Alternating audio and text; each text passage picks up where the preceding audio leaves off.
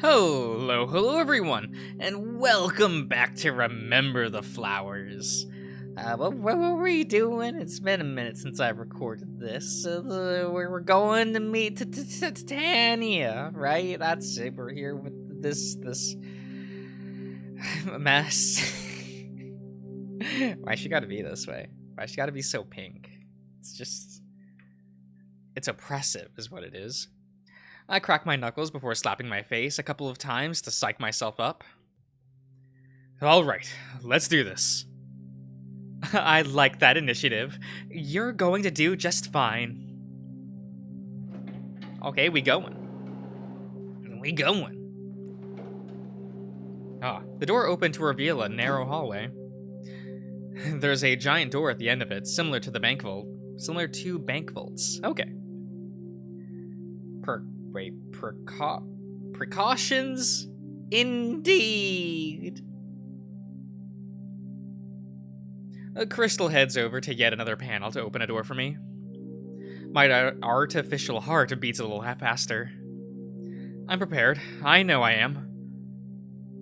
Even so, I've heard so much about the fabled leader of the Resistance. I have to give her the respect that she deserves. A loud click echoes in the hall. The door has been unlocked. I gulp as I force my heart to calm down. Crystal slowly pulls the giant metal barrier open. Behind it is a much smaller door. What? It's ornate and looks like it's made of wood, with a shiny golden handle. That never gets any easier. The pink fox checks to make sure she didn't break a nail before presenting the door to me. Well, chop chop, she's expecting you. Yes, ma'am. I quickly walk up to her and then grab the doorknob. Let's do this. I close my eyes as I open the door. Oh. Who is it? The first thing I experience is how nice it smells. Opening my eyes, I'm met with an oddly familiar sight. Titania's office is very reminiscent of fancy rooms back in my time. It's like the study of someone rich and powerful, which is fitting, I guess. The plants strewn about definitely make it look more comfortable to stay in. Oh, there you are. The sound of papers stacking catches my surprise. Who I assume to be Titania is filing papers in an old-school filing cabinet. She has her back towards us. Crystal walks past me to greet her. Hun, I know you're not still fiddling with those reports again. I just know that there's something missing here that could help us turn the tide. I'm close to a breakthrough, I know it. You'll be happy to hear that Cyrus has brought to the table, Titania. What Cyrus has brought to the table, that's what that says. Titania turns around to meet my gaze. Oh,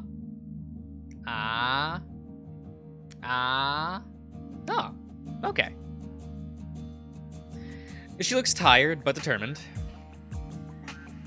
Do forgive me. I lost track of the time.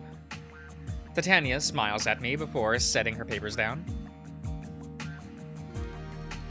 Oh, sorry, that looks a little loud in the levels. Let me to change how that audio is all working out. That's fine. Both she and Crystal make their way towards the big wooden desk in the center of the room. I stare at her as she moves. So this is Titania, huh? Come have a seat. We have much to talk about. I couldn't agree more. With vigor, I walk to take a seat in front of Titania. Sitting up straight, I look her directly in the eye. Thank you for having me. It's an honor to have met you. Likewise. It's nice to finally meet you in person, Cyrus. I've heard so much about you. Not too much, I hope. I am a pretty private person, after all. Oh, no. Not you, as in you. Sorry, I misspoke. Aaron let me know that a little about your role as the leader is all. Is that so? Finally being face to face with the Resistance leader already has me nervous. Titania chuckles and waves her hand at me. Come now, no need to be so serious. Think of this like you would any other job interview. Oh, but I am, considering the last job I had was working for current... No, Resum. I take anything I sign up for very seriously. Fair enough. You seem pretty high-spirited considering your latest encounter. You take hardships with great strides. Oh, thank you, ma'am. But, let's get down to business, shall we? She holds out a hand. Crystal promptly holds her papers that she then begins to look over. I've been told you want to join the front lines. Besides passing our military course, I have no objection to this. However, is this something you're truly interested in, despite knowing the danger that lies ahead? Absolutely. It's the only way I'm going to have a chance to break into Resum and finally take down Darius, once and for all. Titania gauges my emotion. Am I being too forward? Too rash? Very straight to the point. It's a sentiment we all share, isn't it? Considering that you've been through what you've been through all these years, I'm honestly in disbelief you have that kind of motivation. I see some real fire in your eyes. Titania flips through a few pages. According to my intel, you used to work directly under Darius centuries ago. What can you tell me about him? I cross my legs. Where'd you get this intel? Who do you think? Yours truly, of course. Should I assume you have access to Resum's records? Bits and pieces. Why do you ask? I take out my axiom. Well, it might be on subjective experiences. I haven't forgotten my time in Resum. It's burned into my mind at this point. Throughout the past few days, I've been logging anything I could remember about how things operated. Not to doubt the validity.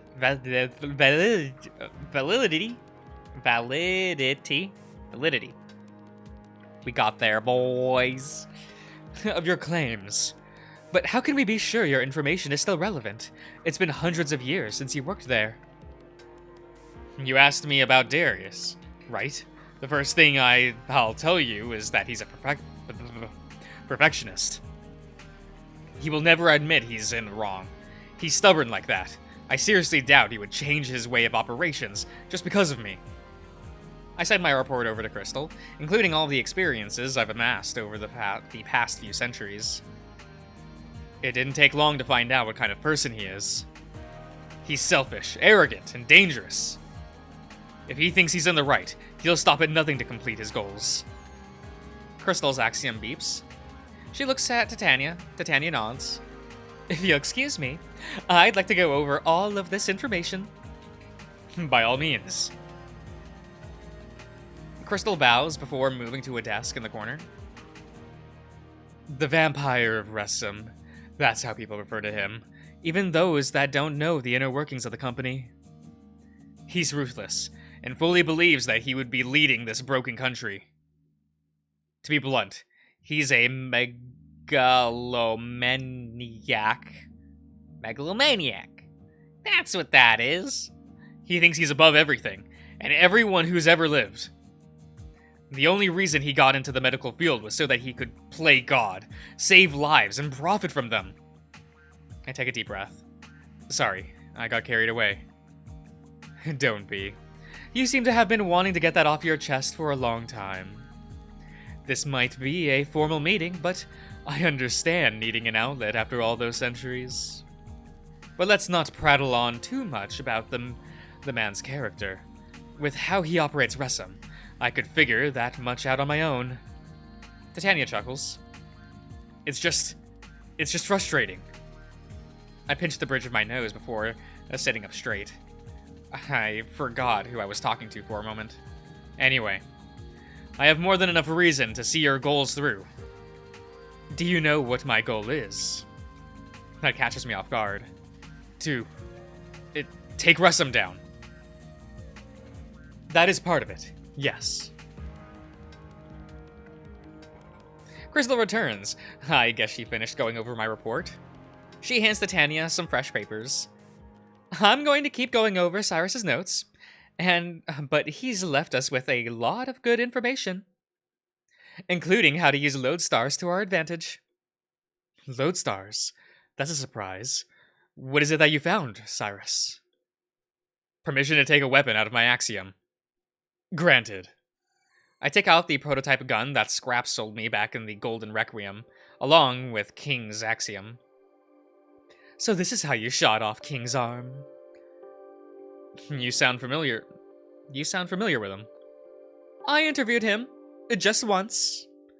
I could tell he was a member of the fraction, so I tried getting his face out there. Crystal shrugs. The brute shooed me off before I could get in a word. But we have records of work. Just getting footage of him was enough for me at the time. But that's neither here nor there. From what I read, you were able to access the data in his axiom. Is that really true? It is. It's corrupted, but Kanto was able to use it, like any other axiom. I slide open the screen of King's axiom. I shot his arm with a bullet made of lodestar. Kanto says that caused it to overload. Does the Resistance have any spare lodestars? My pitch is that, given enough, we could extract data from countless axioms while on the front lines. Titania takes King's axiom into her hands. She slides through the fuzzy pages. We never bothered keeping lodestars outside of trading. We're not in the market to manufacture that kind of machinery. I never would have believed that there's a way to break into Axiom. She sounds genuinely impressed as she fiddles with the oversized machine. That brings me to my next point. Here it is, what I've been waiting for. I would like to volunteer to go into the field and collect lodestars en masse. I have some fighting experience, but I admit it's not my forte and is mainly for self-defense. However, what I lack in brute force, I make up for in speed. Thanks to Silver. Titania and Crystal exchange looks for an extended period of time, before they both smile. I wish I had courage like you, Cyrus. Very well. I approve of your venture. I have 4 conditions, one of which I'll leave to your judgment. What are they? As far as we know, this is the first time an axiom has been overloaded like this. Therefore, I would like to move quickly and attain as many lodestars as possible. This may seem sudden, but you'll find that I don't like to waste time. Titania holds up her hand, raising her index finger. As such, I want you to embark on your first mission in 2 weeks' time. You will have 6 months to collect as many lodestars as you possibly can, along with any other intel you may stumble upon. During those 6 months, you are to have you are not to have contact with anyone within the Resistance, outside of specific secure waypoints. Now that we know that axioms have the potential to be hacked into, it'll be dangerous to use them to send sensitive information. We'll have to reevaluate our security measures. Additionally, you will not be permitted to return until your mission is completed. I can feel my face go pale, and that's a hell of a first condition. Second, you will have someone accompany you as you travel. Someone who knows the land and can keep you safe.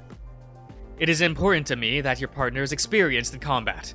While you may have held your own back there, it was only through the skin of your teeth. As such, they will be tasked with furthering your training while you're gone. Crystal chimes in. I know the perfect candidate! As do I, but I'm sure we're thinking of the same person. They both share another glance with each other, and then chuckle. I'll get in contact with him today.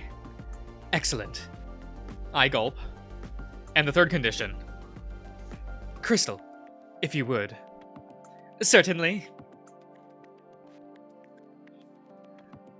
Crystal walks over to the drawer and retrieves something before walking back to me. She hands me a small but heavy box. I look at Titania and she nods for me to open it. Upon doing so, my heart skips a beat. Inside lies a shiny metal collar, a collar I've seen before. Oh, this is the same kind of collar those men that attacked us were wearing. What is this exactly? Titania lowers her head slightly, while giving me a striking gaze. For some reason, it feels like the atmosphere has suddenly changed. It's called an Arcadia collar. It allows the authorizer to track the movement of the one wearing it, no matter where they are in the world. They are rare but useful. However, there exists versions of the collar that have been modified for more nefarious purposes. The one you hold is a modified version made specifically by Resum. It acts as a shark collar, a wiretap, and even self-destruct. Rest assured, only you will have access to these features. Syncing your axiom to it will grant you full control. If there is any moment you fear you may end up being captured, it's up to you whether or not to use the collar to your advantage. I hope it doesn't come to that, but I want you to have it, and to have it out if the need arises. This is the condition that is up to you, should you choose to accept the mission. I see. Knowing that, it makes sense people from Resum would wear them. It keeps them quiet. Indeed. You'll be chained to this mission for half a year. Even then, you may not be successful. I don't doubt your ability, but lodestars have become incredibly scarce in recent years. I am aware that 6 months is a long time, however, the risk of this mission is relatively low compared to most of my men on the front line. We will provide you plumes for living expenses, though I would like you to keep interactions to a minimum. There is danger lurking around every corner. Titania folds her hands together once more. With that being said, I'm surprised you aren't already familiar with Arcadia collars. What do you mean? The men you had an altercation with were likely members of the Fraction, a military force made up mostly of Resum soldiers. As you might have guessed, they're a task force set out to find pristine carriers. Oh my god. Oh god. That's fine. That's fine. Do I have any drink left in this can?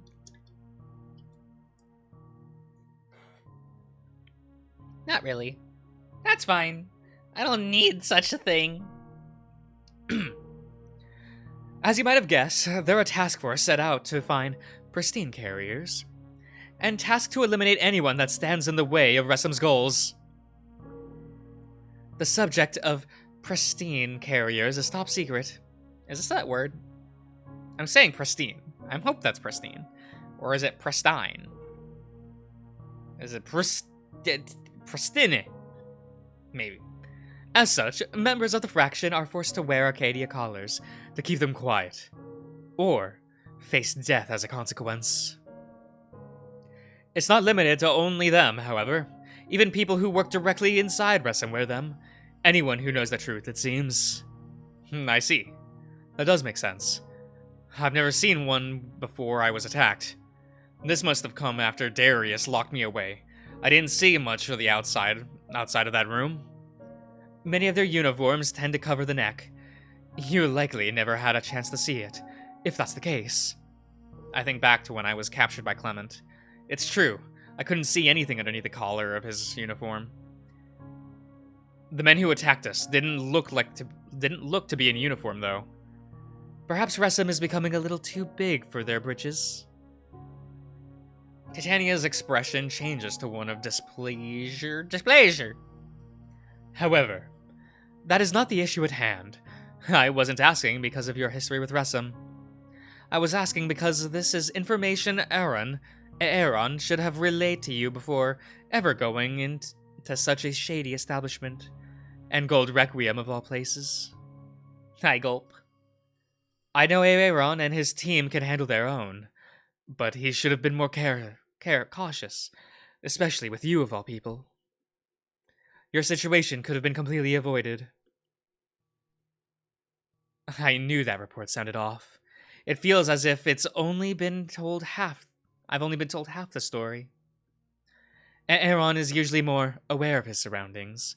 He's always made good calls in the past. It's why I saw a leader in him. So, why is it that Aaron didn't immediately remove you from the situation when he spotted those collars? I've always instructed everyone to avoid confrontations when possible. Shit, she doesn't know that Aaron left me alone after all. Okay. I think I'm gonna end the part here, everyone. So, I'll see you guys around.